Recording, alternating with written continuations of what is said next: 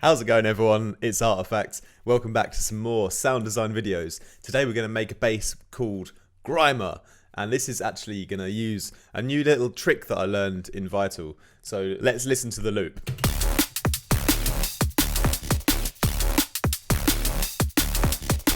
So the actual original bass patch I've made here called Grimer is a little bit different because I've gone to post-process these sounds.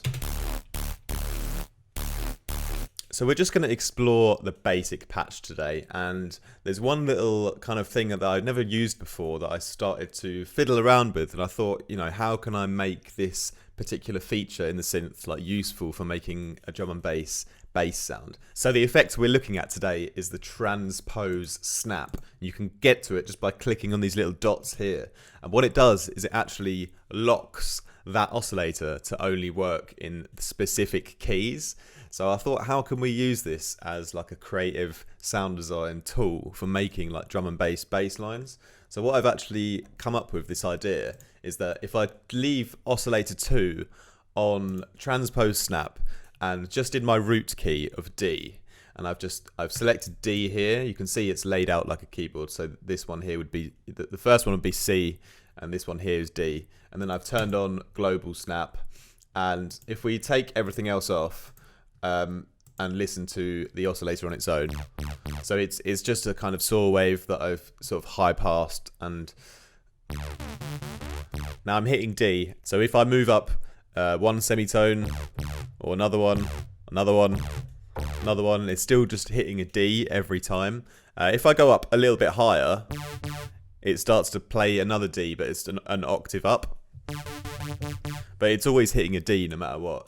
So this is interesting because we can use this to frequency modulate our first oscillator.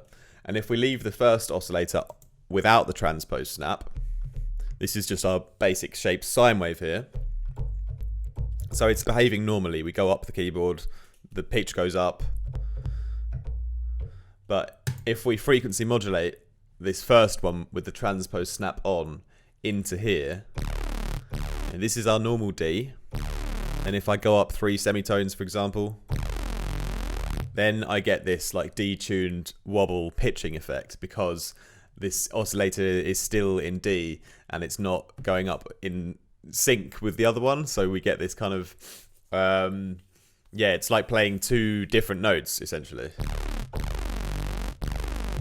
Now I don't actually want the level of this because I just want the effect from the frequency modulation. So let's try it with that.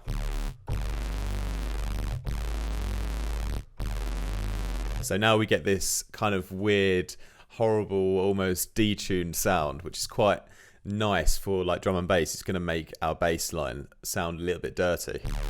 So clean D, up 3 semitones. We start to get this kind of distorted sound. So what I've done is I've made this kind of bass loop here. And if we take a little look at the MIDI, you know, I've played these D notes here very simply. If I just mute all the other ones.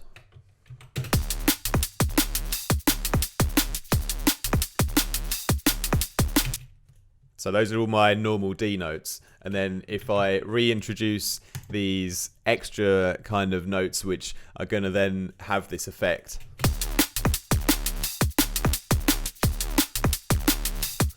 You can hear the difference.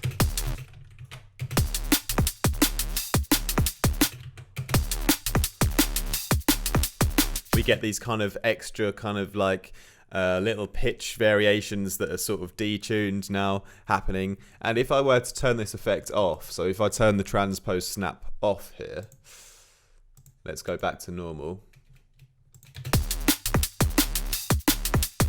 Then the whole note is pitching up and down, and we really get that obvious pitch bend between, you know, where I've done these extra notes that aren't D. But by having this on, it's like kind of just adding this kind of weird distorted wobble effect to the note, and that's actually a little bit more interesting because it's not quite as drastic to the pitching, but it's more just kind of getting this kind of blend of, yeah, like detuned wobble, you know what I mean.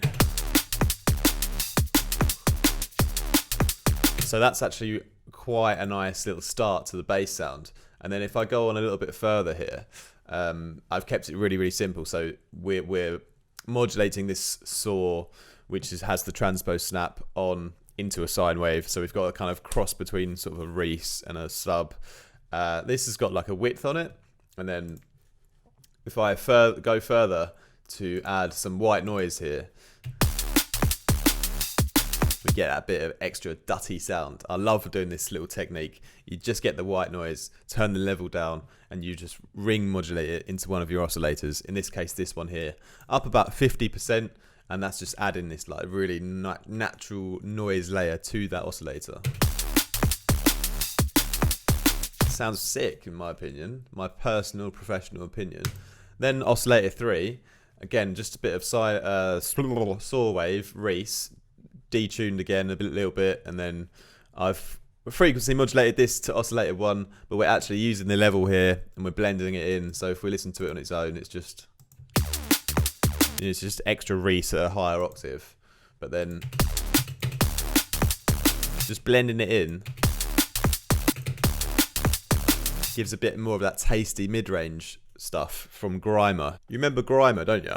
Grimer. He was a wicked Pokemon. He's only got 50 HP and he does nasty goo, which does 10 damage. It's pretty terrible actually, but it's a cool name for a bassline anyway.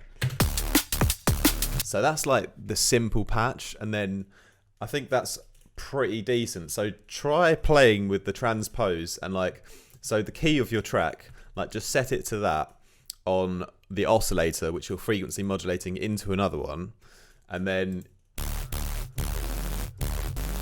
you get these kind of little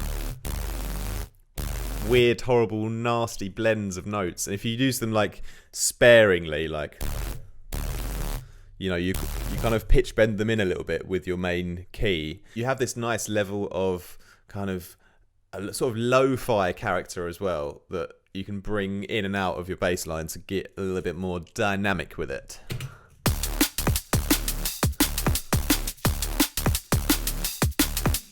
So definitely try playing around with the transpose snap, and if you'd be so kind as to come back to this channel tomorrow, I'm going to explain the exact ways that I've affected the patch on the effects to make like subtle little changes that make a huge difference.